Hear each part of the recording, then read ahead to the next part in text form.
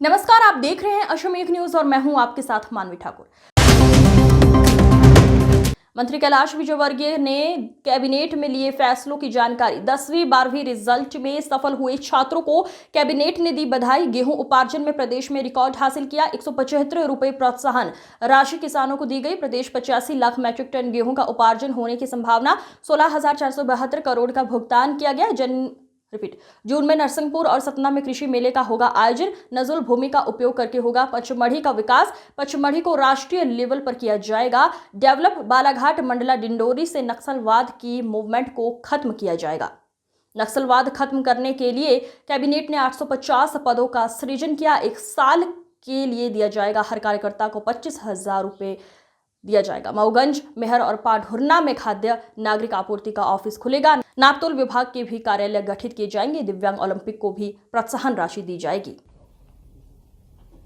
आप सभी जानते हैं कि हाई स्कूल और सेकेंडरी के परिणाम घोषित हुए हैं और मुझे कहते हुए बहुत प्रसन्नता है कि जिस प्रकार शासकीय स्कूलों में क्वालिटी एजुकेशन पे हमारी सरकार जोर दे रही है, उसका परिणाम इस रिजल्ट में साफ दिखाई दे रहा है। हाई स्कूल में इस बार लगभग 9,36,225 विद्यार्थी शामिल हुए थे और 76.22 मतलब 22% नियमित परीक्षार्थी उत्तीर्ण हुए हैं, जिसमें गवर्नमेंट स्कूल का परीक्षाफल 77.59% और अशासकीय विद्यालयों का 74.20% रहा है। ये जो हमारी सरकार ने शासकीय विद्यालय में क्वालिटी एजुकेशन इस दिशा में जो काम किया, उसका परिणाम है कि शासकीय विद्यालयों में इस बार परिणाम काफ़ी अच्छा रहा है। और जैसे हमारे देश के प्रधानमंत्री हमेशा कहते हैं महिला सशक्तिकरण, तो यहाँ पर भी हमें साफ दिखाई दिया। प्रावीण्य सूची में सर्वाधिक अंक Kumari Pragya Jaiswal glorious public high school Singrauli द्वारा 500 में से 500 नंबर मिले।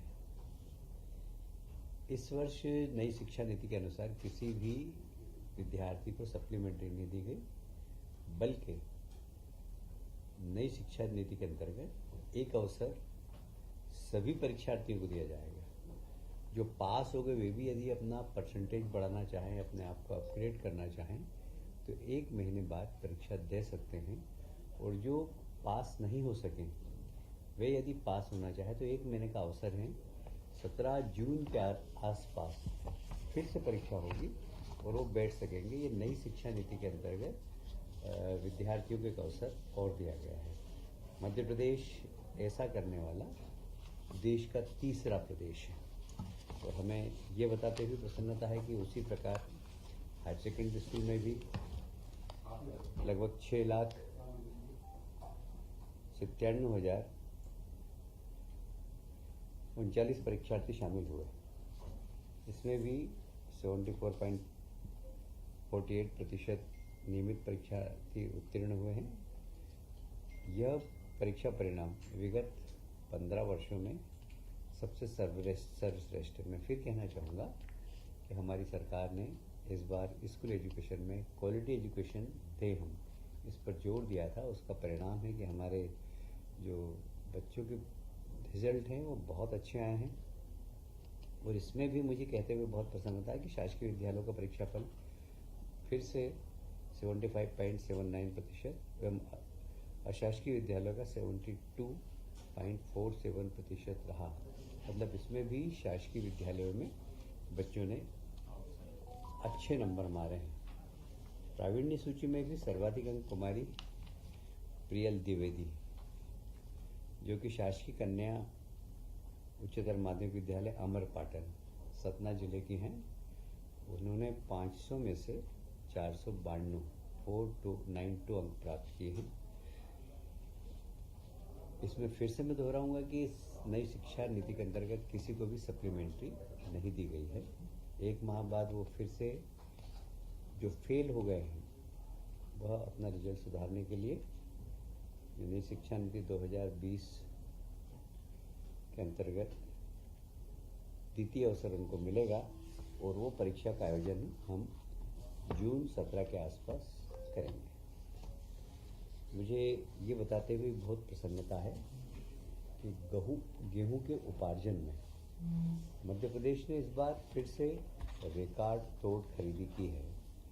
पिछली बार हमने लगभग 40 लाख मैट्रिक टन के आसपास की थी, पर इस बार जो बोनस प्रोत्साहन राशि दी है 175 प्रति क्विंटल, उसके कारण लोगों ने बाजार में गेहूं नहीं बेचा और शासकीय खरीदी केंद्र पर जाकर गेहूं बेचा। Point number 1। पॉइंट नंबर 2, हमारी जो सिंचाई योजनाओं का लाभ अब गांव-गांव तक पहुंच रहा, हमारा सिंचाई का रकबा बढ़ रहा है, उससे भी बहुत साफ स्पष्ट होता है कि गेहूं का उपार्जन इस बार बहुत अच्छा हुआ, खेती बहुत अच्छी हुई है और इसलिए अच्छी तादाद में गेहूं खरीदा गया है। लगभग 5,85,000 किसानों से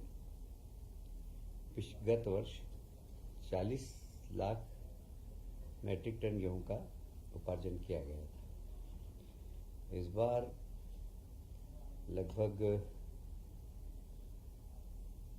8,76,000 से अधिक पंजीकृत किसानों से 15 मार्च से 5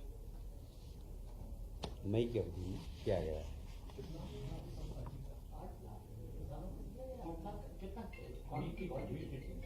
क्वांटिटी यह है 76 लाख मैट्रिक टन।